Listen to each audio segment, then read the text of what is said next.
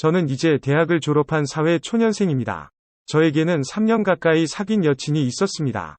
그런데 여친이 조금 많이 연상이었습니다. 제 여친은 엄마의 친한 친구였습니다.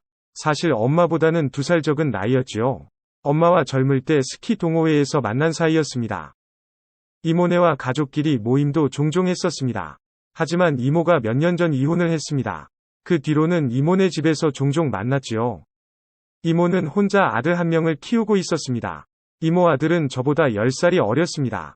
그래서 저를 형이라 부르며 많이 따르는 편이었죠. 이모네 집은 바로 옆 동네였습니다. 그래서 엄마랑 같이 그 집으로 가곤 했었습니다. 그때마다 저는 이모 아들이랑 놀아주곤 했었습니다. 이모 아들은 아빠가 없으니 저를 많이 따랐습니다.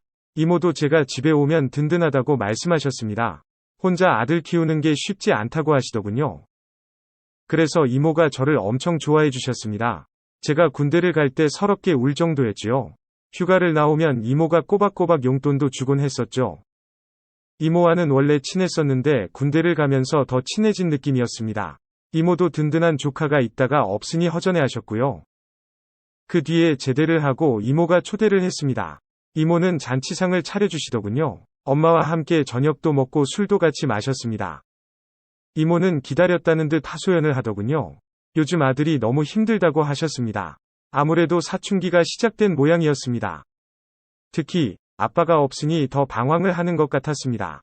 그래서 저에게 좀 도와달라고 부탁도 하셨습니다. 엄마도 이모 많이 힘드니까 도와주라고 하시더군요. 그 뒤로 종종 이모네 집으로 갔던 것 같습니다. 이모 아들 공부도 봐주고 이야기도 들어줬고요. 가끔은 이모 하소연도 들어주었지요. 이모 아들은 별다른 문제가 없어 보였습니다. 오히려 이모가 아들의 변화에 힘들어했습니다. 남편 대신 아들에게 기대는 느낌이었습니다. 하지만 아들은 점점 엄마 품을 떠나려 했고요. 아들밖에 모르던 이모는 서운해하더군요. 저를 붙잡고 그런 하소연을 한참 했습니다.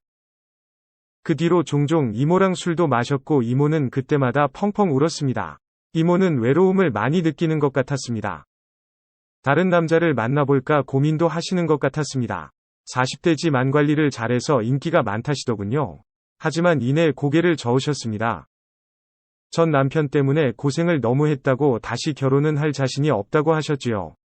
그렇게 저는 종종 이야기 상대가 되어주었습니다. 그리고 이모의 생일날이 다가왔습니다. 엄마가 미역국을 가져다 주라고 하시더군요. 그래서 이모네 집으로 찾아가게 되었습니다.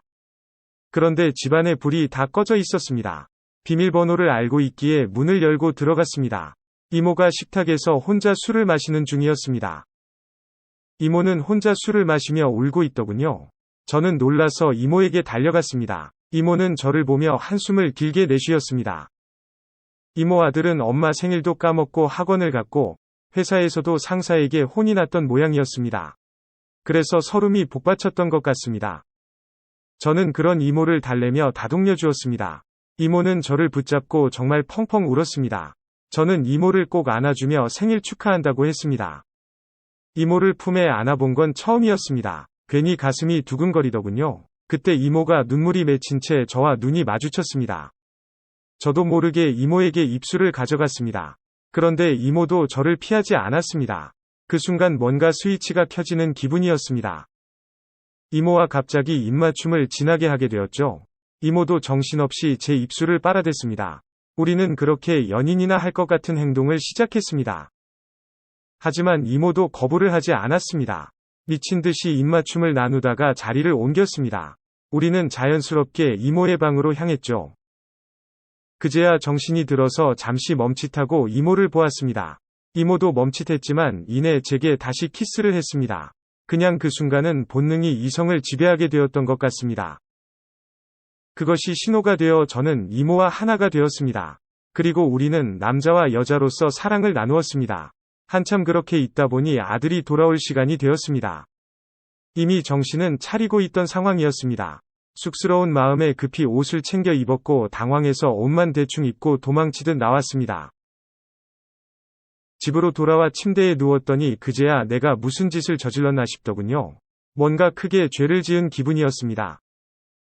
그리고 이모에게서 연락이 왔습니다. 내일 저녁에 잠깐 보자고 하시더군요. 저는 이 사태를 어떻게 해야 할지 두려웠습니다.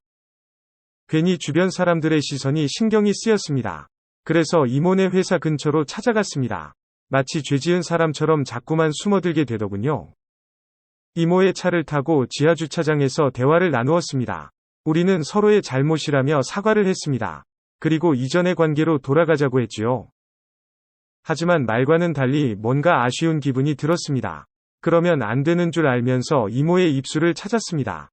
이모도 제 입술을 피하지 않았습니다. 분명 그만하자고 이야기를 하던 중이었는데 이모도 오히려 저를 받아들여 주셨습니다. 저도 이모가 더욱더 예쁘게만 보이고 있었죠.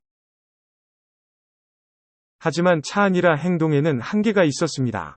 우리는 입맞춤을 하면서 서로의 마음을 확인했습니다.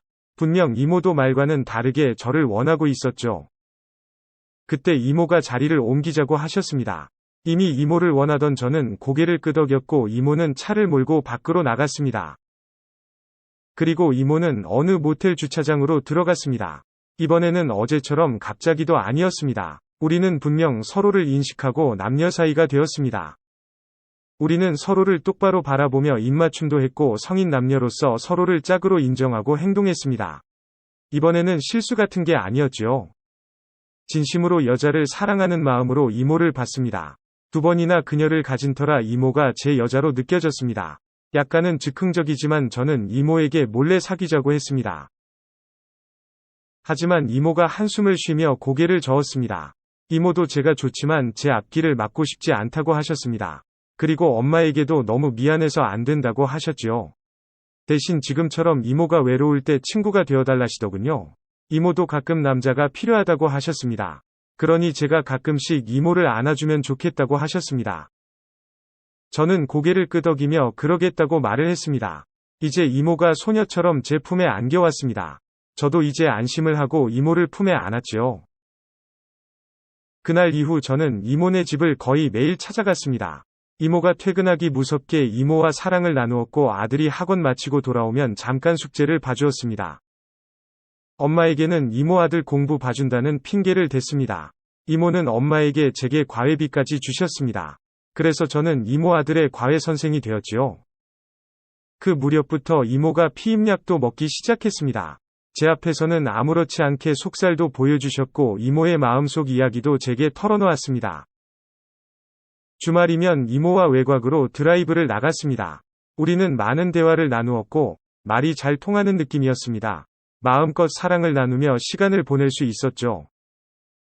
데이트를 할 때면 저는 이모의 이름을 불렀습니다. 이모가 오히려 존댓말을 하며 저를 받아주기도 했지요. 수줍게 저에게 서방님이라고 부르기도 했었습니다. 이모는 제가 애인이 생길 때까지만이라고 했습니다. 애인이 생기면 언제든지 말하라고 하셨습니다. 하지만 저는 그럴 생각이 없었습니다. 물론 중간에 의기도 몇 번 있었습니다. 이모 아들에게 들킬 뻔하기도 했었고 휴대폰의 메시지 때문에 들통이 날 뻔하기도 했죠. 우리는 비밀스럽게 서로 사랑을 나누었고 외로움도 달랠 수 있었습니다. 이모는 제게 부담을 주지도 않았습니다. 하지만 시간이 지날수록 혼란이 찾아왔습니다.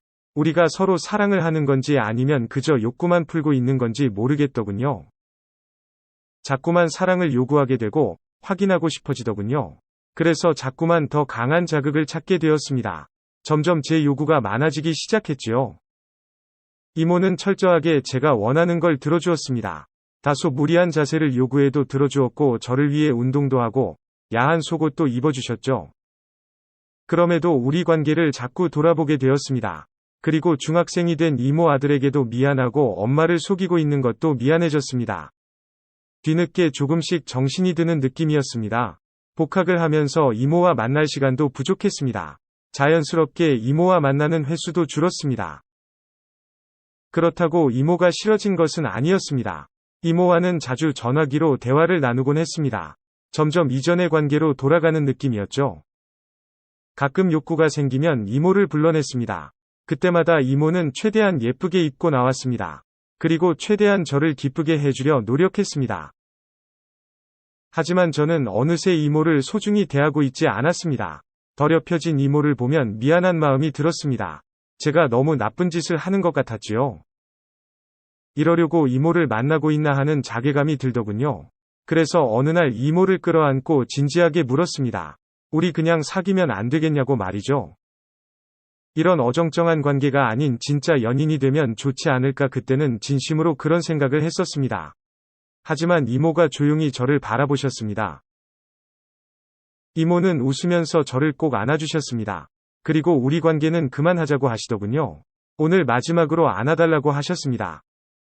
저는 어떻게 해야 할지 모르겠다고 했습니다. 그러자 이모는 우리를 위해서 이만하는 게 좋겠다고 하셨습니다. 이모의 선택에 저는 살짝 놀랐습니다. 하지만 반박할 수 없었습니다. 저도 지금의 관계가 답답했으니까요. 마지막으로 이모와 사랑을 나누었습니다. 그 순간은 눈앞의 이모에게만 집중을 했습니다. 그렇게 우리는 관계를 정리했습니다. 수없이 사랑을 나누었던 사이입니다. 당연히 헤어짐이 어려울 줄 알았습니다. 그런데 신기하게 너무 쉽게 관계를 회복했습니다. 지금도 이모와는 친한 편이고 이모도 여전히 엄마와 친한 편입니다. 마치 아무 일 없었던 것처럼 말이죠. 영상 시청 감사합니다.